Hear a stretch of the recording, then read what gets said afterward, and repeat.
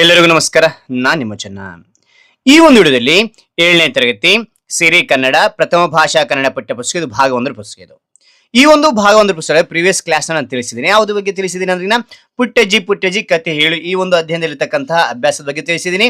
ಅದೇ ರೀತಿಯಾಗಿ ಎರಡನೇ ಒಂದು ಅಧ್ಯಾಯ ಆಗಿರ್ತಕ್ಕಂತಹ ಸೀನಿಯರ್ ಸೆಟ್ಟರು ನಮ್ಮ ಟೀಚರು ಅಂತಕ್ಕಂಥ ಅಧ್ಯಾಯದಲ್ಲಿ ಬರ್ತಕ್ಕಂಥ ಅಭ್ಯಾಸದ ಬಗ್ಗೆ ತಿಳಿಸಿದ್ದೀನಿ. ಹಾಗೇನೆ ಮೊದಲನೇ ಒಂದು ಪದ್ಯಭಾಗ ಆಗಿರ್ತಕ್ಕಂಥ ಉತ್ತರಿ ಹಾಡು ಬಗ್ಗೆ ನಾನು ತಿಳಿಸಿದ್ದೀನಿ. ಈ ಎಲ್ಲಾ ಅಭ್ಯಾಸಗಳ ವಿಡಿಯೋ ಬೇಕಾ? ಲಿಂಕ್ ಡಿಸ್ಕ್ರಿಪ್ಷನ್ ಇರ್ತೀನಿ, ಅಲ್ಲಿ ಕ್ಲಿಕ್ ಮಾಡೋಕೆ ಆ ಎಲ್ಲ ವಿಡಿಯೋ ನೋಡಬಹುದು. ಇಲ್ಲ ಮೇಲೆ ಐಕಾನ್ ನೋಡೋಕೆ ಆ ಎಲ್ಲ ವಿಡಿಯೋ ನೋಡಬಹುದು. ಹಾಗಾದ್ರೆ ಈ ಒಂದು ತರಗತಿಯಲ್ಲಿ ಏನ್ ನೋಡ್ತಾ ಇದೀವಿ ಅಂದ್ರೆ ಪದ್ಯಭಾಗ 2 ಆಗಿರ್ತಕ್ಕಂತಹ ಸ್ವಾತಂತ್ರ್ಯ ಸ್ವರ್ಗ ಈ ಒಂದು ಪದ್ಯದ ಬಗ್ಗೆ ಅಭ್ಯಾಸದ ಬಗ್ಗೆ ಪೂರ್ಣವಾಗಿ ನಾನು ತಿಳಿಸ್ತಾ ಹೋಗ್ತೇನೆ, ಸುಲಭವಾಗಿ ನಾನು ತಿಳಿಸ್ತಾ ಹೋಗ್ತೇನೆ. ಇದನ್ನ ಯಾರು ರಚನೆ ಮಾಡಿದ್ದಾರೆ ಅಂದ್ರೆ ಡಾಕ್ಟರ್ ಎಂ ಅಕ್ಬರ್ ಅಲಿ ಅವರು. ಓಕೆನಾ, ರೈಟ್. ಹಾಗಾದ್ರೆ ಈ ಒಂದು ಅಧ್ಯಾಯದಲ್ಲಿ ಬರ್ತಕ್ಕಂಥ ಎಲ್ಲವನ್ನೂ ನಾನು ತಿಳಿಸ್ತಾ ಹೋಗ್ತೇನೆ. ಹಾಗಾದ್ರೆ ಈ ಒಂದು ಮಾಹಿತಿ ಅಂತಕ್ಕಂಥ ಇಷ್ಟವಾದ್ರೆ ಒಂದು ಲೈಕ್ ಅನೇಕ ವಿಡಿಯೋ ತಿಳಿದು ಪ್ರೋತ್ಸಾಹ ತುಂಬಾ ಸಿಗುತ್ತೆ. ಇನ್ನೊಬ್ರಿಗೂ ಶೇರ್ ಮಾಡಿ ಸಾಧ್ಯ ಅಂತ ಅನೇಕ ವಿಡಿಯೋ ಚಾನಲ್ ಸಬ್ಸ್ಕ್ರೈಬ್ ಆಗಿ. ಹಾಗೆ ಒಂದು ಮಾಹಿತಿ ತಿಳಿದುಕೊಂಡ್ವಾ? ನೋಡಿ ಮಕ್ಕಳ, ಇಲ್ಲಿ ಮೊದಲು ಏನ್ ಕೊಟ್ಟಿದ್ದಾರೆ ಅಂದ್ರೆ ಕೃತಿಕಾರರ ಪರಿಚಯ ತಿಳಿಯೋದು ಮುಂಚೆ ನಾವೇನ್ ಮಾಡ್ಬೇಕಂದ್ರೆ ಪದಗಳ ಅರ್ಥ ತಿಳಿತು ಹೋಗ್ಬೇಕಾಗುತ್ತೆ. ಓಕೆ ಮಕ್ಕಳೇ, ಪದಗಳ ಅರ್ಥ ಅಂತ ತಿಳಿಬೇಕಾಗುತ್ತೆ. ಯಾಕೆ ತಿಳಿಬೇಕಂದ್ರೆ ಈ ಪದ್ಯವನ್ನು ಓದಿದಾಗ ಈ ಪದಗಳ ಅರ್ಥ ತಿಳಿದಾಗ ಅದು ಪದ್ಯ ಅರ್ಥ ಆಗ್ಲಿಕ್ಕೆ ಸಾಧ್ಯ. ಆದ ಕಾರಣ ಪದಗಳ ಅರ್ಥ ಅಂತಕ್ಕಂಥ ಶಬ್ದ ಸಂಪತ್ತು ಹೆಚ್ಚು ಮಾಡ್ತದೆ. ಓಕೆ, ನಿರ್ಭೀತ ಅಂದ್ರೆ ಭಯವಿಲ್ಲದ ಅಂತಕ್ಕಂಥದ್ದು. ಮಸ್ತಕ ಅಂದ್ರೆ ತಲೆ ಅಂತಕ್ಕಂಥದ್ದು. ಹೋಳು ಅಂದ್ರೆ ತುಂಡು ಅಂತಕ್ಕಂಥದ್ದು. ಅರಹು ಅಂದ್ರೆ ವಿಸ್ತಾರ ಅಂತಕ್ಕಂಥದ್ದು. ವಾಹಿನಿ ಅಂದ್ರೆ ನದಿ ಅಂತಕ್ಕಂಥದ್ದು. ಆ ನಂತರ ಹರಿಗಡಿಯದೆ ಅಂದ್ರೆ ಹರಿಯುವಿಕೆಯು ನಿಲ್ಲದೆ ಅಂತಕ್ಕಂಥದ್ದು. ವೈಶಾಲ್ಯ ಅಂದ್ರೆ ವಿಶಾಲತೆ ಅಂತಕ್ಕಂಥದ್ದು. ಧ್ರುವ ತಾರೆ ಅಂದ್ರೆ ಧ್ರುವ ನಕ್ಷತ್ರ ಅಂದ್ರೆ ಸ್ಥಿರವಾದ ಲಕ್ಷ್ಯ ಅಂತಕ್ಕಂಥದ್ದು. ನಿರ್ಮುಕ್ತ ಅಂದ್ರೆ ಸರ್ವ ಸ್ವತಂತ್ರ ಅಂತಕ್ಕಂಥ ಅರ್ಥ ಕೊಡುತ್ತೆ. ರೈಟ್. ಅದಾದ ನಂತರ ಏನ್ ತಿಳಿತೀವಿ ಇಲ್ಲಿ ಅಂತಂದ್ರೆ ಇಲ್ಲಿ ನೋಡಿ ಮಕ್ಕಳೇ, ಅಭ್ಯಾಸ ಅಂತಕ್ಕಂಥದ್ದಿದೆ. ಅಭ್ಯಾಸದಲ್ಲಿ ಕೊಟ್ಟಿರೋ ಪ್ರಶ್ನೆಗೆ ಉತ್ತರಿಸಿ ಅಂತಿದೆ. ಇದನ್ನ ಯಾವ ರೀತಿ ಬರೆಯೋಕೆ ಸುಲಭವಾಗಿ ನಾನು ತಿಳಿಸ್ತಾ ಹೋಗ್ತೇನೆ. ಓಕೆನಾ? ಹೇಳಿ ಮಕ್ಕಳೇ, ಚಿಕ್ಕನೇ ಅಕ್ಷರದಲ್ಲಿ ಪದ್ಯ ಭಾಗ 2 ಅಥವಾ ಪದ್ಯ 2 ಅಂತ ಬರೀತಾ ಹೋಗಿ. ಅದಾದ ನಂತರ ಪದ್ಯದ ಹೆಸರಿದೆಯಲ್ಲ, ಸ್ವಾತಂತ್ರ್ಯ ಸ್ವರ್ಗ ಅಂತಕ್ಕಂಥ ದಪ್ಪನೇ ಅಕ್ಷರ ಬರೆದು ಕೆಳಗಡೆ ಅಂಡರ್ಲೈನ್ ಮಾಡಿ. ಅದಾದ ನಂತರ ಈ ಒಂದು ಅಧ್ಯಯನದ ಅಥವಾ ಪದ್ಯದ ಅಭ್ಯಾಸ ಯಾವತ್ತು ಬರೀತೀರಾ ಆ ಡೇಟನ್ನು ಇಲ್ಲಿ ಬರೀತಾ ಹೋಗಿ. ಮೊದಲು ಅಭ್ಯಾಸ ಬರಿಬಾರ್ದು, ಕೃತಿಕಾರರ ಪರಿಚಯ ಅಂತಕ್ಕಂಥ ಬರಿತಾ ಹೋಗ್ಬೇಕಾಗುತ್ತೆ. ಓಕೆನಾ? ಈ ಪದ್ಯವನ್ನು ಯಾರು ಬರೆದಿದ್ದಾರೆ ಕವಿ ಅಂದ್ರಿನ ಡಾಕ್ಟರ್ ಎಂ ಅಕ್ಬರ್ ಅಲಿ ಅವರು. ಓಕೆನಾ? ಜನನ ಯಾವಾಗ ಆಯ್ತು ಅಂದ್ರಿನ 3 ಮಾರ್ಚ್ 1925. ಕಾಣ್ತಾ ಇದ್ರೆ ಇವರೇನೆ ಅಕ್ಬರ್ ಅಲಿ ಅವರು. ಓಕೆನಾ? ಜನ್ಮಸ್ಥಳ ಬೆಳಗಾವಿ ಜಿಲ್ಲೆ ಉಳ್ಳಾಗಡ್ಡಿ ಖಾನಾಪುರ ಇವರ ಒಂದು ಜನ್ಮಸ್ಥಳ ಇವತ್ತು. ಅದಾದ ನಂತರ ಇಲ್ಲಿ ವೃತ್ತಿ ಏನ್ ಕೆಲಸ ಮಾಡ್ತಾ ಇದ್ರು ಅಂದ್ರೆ ಪ್ರಾಧ್ಯಾಪಕರಾಗಿ ಅವರು ಕೆಲಸ ಮಾಡ್ತಾ ಇದ್ರು ಅಂತ ನೋಡ್ಬೋದು. ನಂತರ ರಚನೆ, ಇವರು ಕವನ ರಚನೆ ಮಾಡಿದ್ರೆ, ಚುಟುಕುಗಳ ರಚನೆ ಮಾಡಿದ್ರೆ, ಕಾದಂಬರಿ ಮಾಡಿದ್ರೆ, ಅಷ್ಟಶತಪದಿ ಸಂಗ್ರಹ ಮಾಡಿರ್ತಕ್ಕಂಥದ್ದು. ಓಕೆನಾ? ಒಂದೊಂದಾಗಿ ತಿಳ್ಕೊಂಡ್ವಾ. ಕವನ ನವಚೇತನ ಅಂತಕ್ಕಂಥದ್ದು, ಗಂಧಕೇಶರ ಅಂತಕ್ಕಂಥದ್ದು, ಸುಮನ ಸೌರಭ ಅಂತಕ್ಕಂಥದ್ದು, ಇವೆಲ್ಲ ಕವನಗಳು. ಚುಟುಕುಗಳು ಅವ್ವ ಅಂತಕ್ಕಂಥ ಬರೆದಿದ್ದಾರೆ. ಕಾದಂಬರಿ ನಿರೀಕ್ಷೆಯಲ್ಲಿ ಅಂತಕ್ಕಂಥದ್ದು. ಅಷ್ಟಷಟ್ಪದಿ ಸಂಗ್ರಹ ವಿಷ ಸಿಂಧು ಅಂತಕ್ಕಂಥದ್ದು. ಓಕೆನಾ? ಪ್ರಶಸ್ತಿ ಮತ್ತು ಗೌರವ ನೋಡಿದ್ರೆ ಕರ್ನಾಟಕ ವಿಧಾನ ಪರಿಷತ್ನ ಸದಸ್ಯರಾಗಿದ್ರು. ಇವರಿಗೆ ಕರ್ನಾಟಕ ಸಾಹಿತ್ಯ ಅಕಾಡೆಮಿ ಪ್ರಶಸ್ತಿ ಇವರಿಗೆ ಬಂದಿರತಕ್ಕಂಥದ್ದು. ಅದಾದ ನಂತರ ಆಯ್ಕೆ, ಈ ಕವನವನ್ನು ಅವರ ತಮಸಾ ನದಿ ಎಡಬಲದಿ ಎಂಬ ಕವನ ಸಂಕಲನದಿಂದ ಆರಿಸಲಾಗಿದೆ ಅಂತಕ್ಕಂಥದ್ದು ನೋಡಬಹುದು. ಅದಾದ ನಂತರ ಅಭ್ಯಾಸ ನಾವು ಬರಿತಾ ಹೋಗ್ಬೇಕಾಗುತ್ತೆ. ಓಕೆನಾ? ಅಭ್ಯಾಸ ನೋಡ್ತಾ ಇಲ್ಲಿ ಮಕ್ಕಳೇ, ಅಭ್ಯಾಸ ಅಂತಕ್ಕಂಥ ಬರಿತಾ ಹೋಗಿ. ಅದರಲ್ಲಿ ಕೊಟ್ಟಿರೋ ಪ್ರಶ್ನೆಗೆ ಉತ್ತರಿಸಿ ಅಂತ ಬರೀರಿ. ಇದರಲ್ಲಿ ಮೊದಲನೇ ಪ್ರಶ್ನೆ, ಸ್ವಾತಂತ್ರ್ಯ ಸ್ವರ್ಗದಲ್ಲಿ ಅಭಿಮಾನ ಧನವೆನಿಪ ಮಸ್ತಕವು ಹೇಗಿರುತ್ತದೆ ಅಂತೇಳಿ ಕೇಳಿರ್ತಕ್ಕಂಥದ್ದು. ಉತ್ತರ, ಸ್ವಾತಂತ್ರ್ಯ ಸ್ವರ್ಗದಲ್ಲಿ ಸೇಮ್ ಇದೇ ರೀತಿ ಬರಿತಾ ಹೋಗಿ. ಸ್ವಾತಂತ್ರ್ಯ ಸ್ವರ್ಗದಲ್ಲಿ ಅಭಿಮಾನ ಧನವೆನಿಪ, ಇಲ್ಲಿ ನೋಡಿ ಮಸ್ತಕವು ಇಲ್ಲಿವರೆಗೆ ಸೇಮ್ ಆಯ್ತು. ಯಾರಿಗೂ ಜಗ್ಗದೆಯೇ, ಕುಗ್ಗದೆಯೇ, ತಗ್ಗದೆಯೇ, ಬಗ್ಗದೆಯೇ, ಮೇಲ್ಮುಗದಿ ನೀಟಾಗಿ ನಿಲ್ಲುತ್ತದೆ ಅಂತಕ್ಕಂಥದ್ದು ಉತ್ತರ ಆಗಿರುತ್ತೆ. ಓಕೆ, ಅದ ನಂತರ ಎರಡನೇ ಒಂದು ಪ್ರಶ್ನೆ ನೋಡಿ. ಕವಿಯು ಬಾಳು ಹೇಗಿರಬೇಕೆಂದು ಆಶಿಸಿದ್ದಾರೆ. ಹೆಂಗಿರ್ಬೇಕಂತ ಆಶಿಸಿದ್ದಾರೆ ಅಂದ್ರೆ ಉತ್ತರ, ಜಗತ್ತಿನಲ್ಲಿ ಎಲ್ಲರೂ ಬೇರೆ ಬೇರೆಯಾಗಿ ಬಾಳದೆ ಎಲ್ಲರೂ ಒಂದಾಗಿ ಬಾಳಬೇಕೆಂದು ಕವಿಯು ಆಶಿಸಿದ್ದಾರೆ ಅಂತಕ್ಕಂಥದ್ದು. ಓಕೆ, ಅದ ನಂತರ ಮೂರನೇದು, ಕವಿಯು ಸಂಪ್ರದಾಯದ ಅನಿಷ್ಟ ರೂಢಿ ನಿಯಮಗಳನ್ನು ಏನೆಂದು ಕರೆಯುತ್ತಾರೆ ಅಂತ ಕೇಳಿದರೆ ಉತ್ತರ, ಕವಿಯು ಸಂಪ್ರದಾಯದ ಅನಿಷ್ಟ ರೂಢಿ ಸೇಮ್ ಅದೇ ರೀತಿ ಬರಿತು ಹೋಗಿ ನಿಯಮಗಳನ್ನು ನಿರ್ಜನ ಮರುಭೂಮಿ, ಇಷ್ಟು ನೆನ್ಪಿಟ್ರೆ ಸಾಕು, ನಿರ್ಜನ ಮರುಭೂಮಿ ಎಂದು ಕರೆಯುತ್ತಾರೆ ಅಂತಕ್ಕಂಥದ್ದು ಬರಿಬೇಕಾಗುತ್ತೆ. ಓಕೆನಾ? ಮುಂದೆ ನೋಡ್ತೋಣ. ನಾಲ್ಕನೇ ಪ್ರಶ್ನೆ, ಧ್ರುವ ತಾರೆ ಎಂದು ಕವಿ ಯಾರನ್ನು ಕರೆಯುತ್ತಾರೆ ಅಂದ್ರೆ ಉತ್ತರ, ಯಾರಲ್ಲಿ ಒಲವು ದಯೆ ಕೃಪೆ ಇರುವುದೋ ಅವರನ್ನೇ ಕವಿ ಧ್ರುವ ತಾರೆ ಎಂದು ಕರೆಯುತ್ತಾರೆ ಅಂತ ನೋಡ್ಬೋದು. ಮುಂದೆ ನೋಡ್ತೋಣವಾ. ಇವೆಲ್ಲ ಆಯ್ತು ಅಭ್ಯಾಸ ಅಂತ. ಮುಂದೆ ನೋಡಾರೆ ಇಲ್ಲಿ ಕೊಟ್ಟಿದ್ದಾನೆ, ಏನ್ ಕೊಟ್ಟಿದ್ದಾನೆ ಇಲ್ಲ ಅಂದ್ರಿಗಿನ ಆ ಅಂತ ಕೊಟ್ಟಿದ್ದಾನೆ.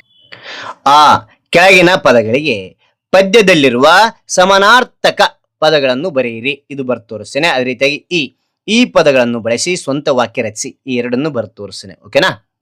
ಇಲ್ಲಿ ನೋಡಿ ಮಕ್ಕಳೇ, ಆ ಅಂತಕ್ಕಂಥದ್ದು ಕೆಳಗಿನ ಪದಗಳಿಗೆ ಪದ್ಯದಲ್ಲಿರುವ ಸಮಾನಾರ್ಥಕ ಪದಗಳನ್ನು ಬರೆಯಿರಿ ಅಂತೇಳಿ. ಓಕೆನಾ. ಜಗ ಅಂದ್ರೆ ಪ್ರಪಂಚ ವಿಶ್ವ ಅಂತಕ್ಕಂಥ ಅರ್ಥ ಕೊಡುತ್ತೆ. ಸತ್ಯ ಅಂದ್ರೆ ನಿಜ ದಿಟ ಅಂತಕ್ಕಂಥದ್ದು. ಮರಳುಗಾಡು ಅಂದ್ರೆ ಮರುಭೂಮಿ ಅಂತಕ್ಕಂಥ ಅರ್ಥ ಕೊಡುತ್ತೆ. ಆ ನಂತರ ಪ್ರವಾಹ ಅಂದ್ರೆ ನೆರೆ ಅತಿವೃಷ್ಟಿ ಅಂತಕ್ಕಂಥದ್ದು. ಪ್ರೀತಿ ಅಂದ್ರೆ ಒಲವು ಅನುರಾಗ ಅಂತಕ್ಕಂಥದ್ದು. ಅನುಗ್ರಹ ಅಂದ್ರೆ ಕೃಪೆ ಆಶೀರ್ವಾದ ಅಂತಕ್ಕಂಥ ಅರ್ಥ ಕೊಡುತ್ತೆ. ರೈಟ್. ಅದಾದ ನಂತರ ಮಕ್ಕಳೇ ಇಲ್ಲಿ ನೋಡಿ ಏನ್ ಕೊಟ್ಟಿದ್ದಾರೆ, ಕೊಟ್ಟಿದ್ದಾರೆ. ನಲ್ಲಿ ಏನಿದೆ ಅಂದ್ರೆ ಈ ಪದಗಳನ್ನು ಬಳಸಿ ಸ್ವಂತ ವಾಕ್ಯ ರಚಿಸಿ ಅಂತದೆ. ಈ ಪದಗಳನ್ನು ಬಳಸಿ ಈ ವಾಕ್ಯ ಇಲ್ಲಿರಬೇಕು, ಪದಗಳಿರಬೇಕು. ಓಕೆನಾ. ಸ್ವತಂತ್ರ ಅಂತ ಕೊಟ್ಟಿದ್ದಾರೆ. ಭಾರತವು ಸ್ವತಂತ್ರ ದೇಶವಾಗಿದೆ. ಇಲ್ಲಿ ನೋಡಿ ಈ ಪದ ಅಂತಕ್ಕಂಥದ್ದು ಇಲ್ಲಿದೆ, ಬಳಸಿದ್ದೀನಿ ನಾನು ಈ ವಾಕ್ಯದಲ್ಲಿ.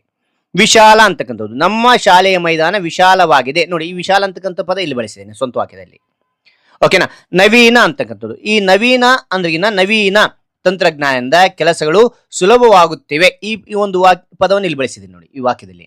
ಓಕೆನಾ. ಕಠಿಣ ಅಂದ್ರಿಗಿನ ಇಲ್ಲಿ ನೋಡಿ ಕಠಿಣ ಪರಿಶ್ರಮವೇ ಯಶಸ್ಸಿನ ಗುಟ್ಟು ಅಂತಕ್ಕಂಥದ್ದು. ಕಠಿಣ ಅಂತಕ್ಕಂಥದ್ದು ಇಲ್ಲಿ ಬಳಸಿದ್ದೀನಿ, ಇದು ಇಲ್ಲಿ ಬಳಸಿದ್ದೀನಿ ನೋಡಿ. ಓಕೆನಾ. ಅದ ಅಂತ ಮುಂದೆ ನೋಡ್ತೋಣ. ಎಸ್. ಕರುಣ ಅಂದ್ರಿಗಿನ ಪ್ರಾಣಿಗಳ ಮೇಲೆ ಕರುಣ ಇರಬೇಕು ಅಂತಕ್ಕಂಥದ್ದು. ಮಧುರ ಅಂದ್ರಿಗಿನ ಕೋಗಿಲೆಯ ಧ್ವನಿ ಮಧುರವಾಗಿದೆ ಅಂತ ನೋಡ್ಬೋದು. ಮುಂದೆ ನೋಡ್ತೋಣ. ಇಲ್ಲಿ ಮಕ್ಕಳೇ ಈ ಅಂತಕ್ಕಂಥದ್ದು, ಈ ಪದ್ಯವನ್ನು ಗಟ್ಟಿಯಾಗಿ ಗುಂಪಿನಲ್ಲಿ ಹಾಡಿ ತರಗತಿಯಲ್ಲಿ ಶಿಕ್ಷಕರು ನಿಮಗೆ ಆಡಿಸ್ತಾ ಹೋಗ್ತಾರೆ. ಓಕೆ. ಇಲ್ಲಿ ಭಾಷಾಭ್ಯಾಸ ಅಂತ ಕೊಟ್ಟಿದ್ದಾರೆ. ಕೊಟ್ಟಿರುವ ವಾಕ್ಯಗಳಲ್ಲಿರುವ ತಪ್ಪನ್ನು ಸರಿಪಡಿಸಿ ಬರೆಯಿರಿ. ಈ ವಾಕ್ಯದಲ್ಲಿ ತಪ್ಪುಗಳಿದಾವಂತೆ, ಯಾವ ರೀತಿ ಸರಿಪಡಿಸಬೇಕು ಅಂತಕ್ಕಂಥ ನೋಟ್ಸ್ ಅಲ್ಲಿ ನಾನು ತಿಳಿಸ್ತಾ ಹೋಗ್ತೇನೆ. ಓಕೆ. ಇಲ್ಲಿ ನೋಡಿ ಮಕ್ಕಳೇ ಭಾಷಾಭ್ಯಾಸ ಅಂತಕ್ಕಂಥ ಬರೀರಿ.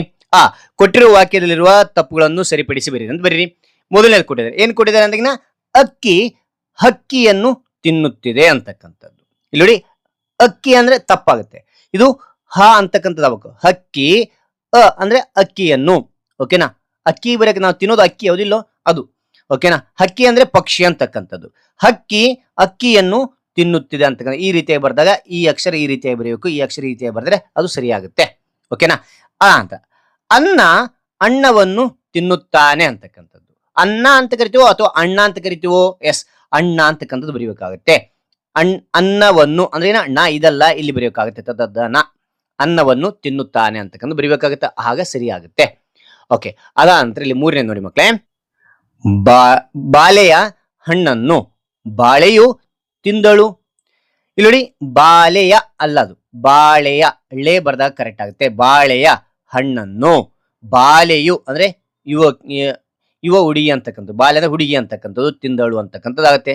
ಓಕೆನಾ. ಇದು ಈ ರೀತಿಯಾಗಿ ಬರ್ದಾಗ ಕರೆಕ್ಟ್ ಆಗುತ್ತೆ. ಆ ನಂತರ 4, ನಮ್ಮ ಶಾಲೆಯ ಆಸ ಅಶೂರು ಬಣ್ಣದ ಪುಸ್ತಕ ತಂದಿದ್ದಾಳೆ ಅಂತ ಕೊಟ್ಟಿದ್ದಾರೆ. ಇಲ್ಲಿ ನೋಡಿ ಏನ್ ತಪ್ಪಿದ್ದಾರೆ, ನಮ್ಮ ಅಂತಕ್ಕಂಥ ಸರಿಯಾಗಿದೆ. ಶಾಲೆಯ ಅಲ್ಲ, ಅದು ಶಾಲೆಯ ಈ ರೀತಿಯಾಗಿ ಬರಿಬೇಕು. ಶಾಲೆಯ ಅಂತಕ್ಕಂಥದ್ದು ಆಸ ಅಲ್ಲ, ಆಶ. ಓಕೆನಾ, ಹುಡುಗಿ ಹೆಸರು. ಅಶೂರು ಅಲ್ಲದು ಅಸೂರು ಅಂತಕ್ಕಂಥದ್ದು.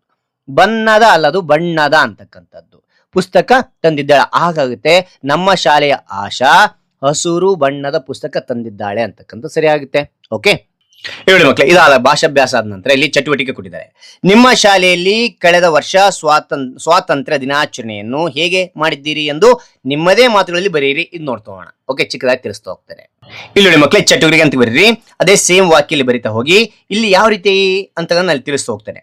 ಕಳೆದ ವರ್ಷ ನಮ್ಮ ಶಾಲೆಯಲ್ಲಿ ಸ್ವಾತಂತ್ರ್ಯ ದಿನವನ್ನು ಸರಳವಾಗಿ ಮತ್ತು ಸಂಭ್ರಮದಿಂದ ಆಚರಿಸಿದೆವು. ಮುಖ್ಯೋಪಾಧ್ಯಾಯರು ಧ್ವಜಾರೋಹಣ ಮಾಡಿದರು. ನಾವು ಎಲ್ಲರೂ ರಾಷ್ಟ್ರಗೀತೆ ಹಾಡಿದೆವು. ವಿದ್ಯಾರ್ಥಿಗಳು ದೇಶಭಕ್ತಿ ಹಾಡುಗಳನ್ನು ಹಾಡಿ ಭಾಷಣ ಮಾಡಿ ಮತ್ತು ಸಾಂಸ್ಕೃತಿಕ ಕಾರ್ಯಕ್ರಮ ಮಾಡಲಾಯಿತು.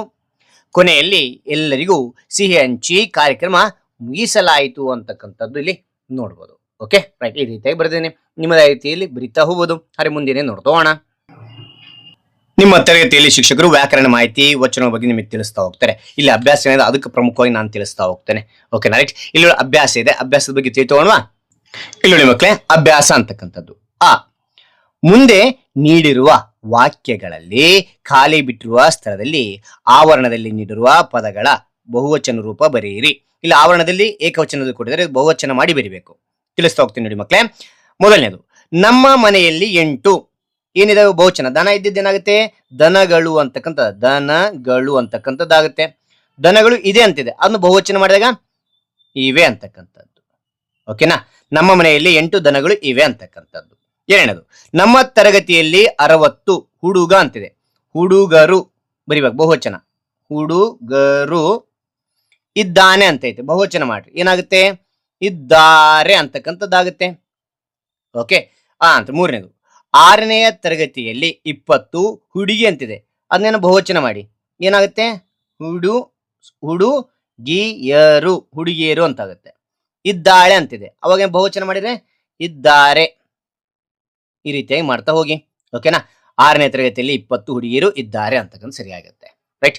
ಅದಂತ ನೋಡಿ ಮಕ್ಕಳೇ, ಇಲ್ಲಿ ಚೆನ್ನಾಗಿ ಗಮನಿಸ್ತಾ ಹೋಗಿ. ಏನ್ ಕೊಟ್ಟಿದ್ದಾರೆ ಅಂದ್ರೆ ಇಲ್ಲಿ ನೋಡಿ, ಆ ಕೆಳಗೆ ಏಕವಚನ ಬಹುವಚನದ ಪದಗಳನ್ನು ಕೊಡಲಾಗಿದೆ, ಇವುಗಳನ್ನು ಗಮನಿಸಿ ಅಂತ ಹೇಳಿದ್ರೆ ಏನ್ ಗಮನಿಸ್ತಾ ತಿಳಿಸ್ತಾ ಹೋಗ್ತೇನೆ ನೋಡಿ. ಇಲ್ಲಿ ಉದಾಹರಣೆ 1 ಕೊಟ್ಟಿದ್ದಾರೆ, ಏಕವಚನ ಬಹುವಚನ. ಪುಸ್ತಕ ಪುಸ್ತಕಗಳು, ದನ ದನಗಳು, ಮನೆ ಮನೆಗಳು, ಬಸ್ಸು ಬಸ್ಸುಗಳು, ರಾಜ್ಯ ರಾಜ್ಯಗಳು, ಶಾಲೆ ಶಾಲೆಗಳು, ತರಗತಿ ತರಗತಿಗಳು ಅಂತಕ್ಕಂಥದ್ದು. ನಿಮಗೆ ಗೊತ್ತದೆ, ಸ್ತ್ರೀಲಿಂಗ ಅಂದ್ರೆ ಹೆಣ್ಮಕ್ಳ ಹೆಸರು, ಪುಲ್ಲಿಂಗ ಅಂದ್ರೆ ಗಂಡ್ಮಕ್ಳ ಹೆಸರು, ಅದಲ್ಲದೆ ಬರ್ತಕ್ಕಂಥದ್ದು ನಪುಂಸಕಲಿಂಗ. ಹಾಗಾದ್ರೆ ಇಲ್ಲಿ ನಪುಂಸಕಲಿಂಗಗಳು, ಪುಸ್ತಕ ಹೆಣ್ಣಲ್ಲ ಗಂಡಲ್ಲ, ದನ ಹೆಣ್ಣಲ್ಲ ಗಂಡಲ್ಲ, ಈ ರೀತಿಯಾಗಿರುತ್ತಲ್ಲ, ಮನೆ ಇದು ಹೆಣ್ಣಲ್ಲ ಗಂಡಲ್ಲ, ಇಂಥ ಹೆಸರುಗಳು ಬಂದಾಗ ಗಳು ಗಳು ಗಳು ಅಂತಕ್ಕಂಥದ್ದು ಸೇರುತ್ತೆ. ಇದನ್ನ ಚೆನ್ನಾಗಿ ನೆನ್ಪಿಡ್ತಾ ಹೋಗಿ. ಓಕೆನಾ. ರೈಟ್.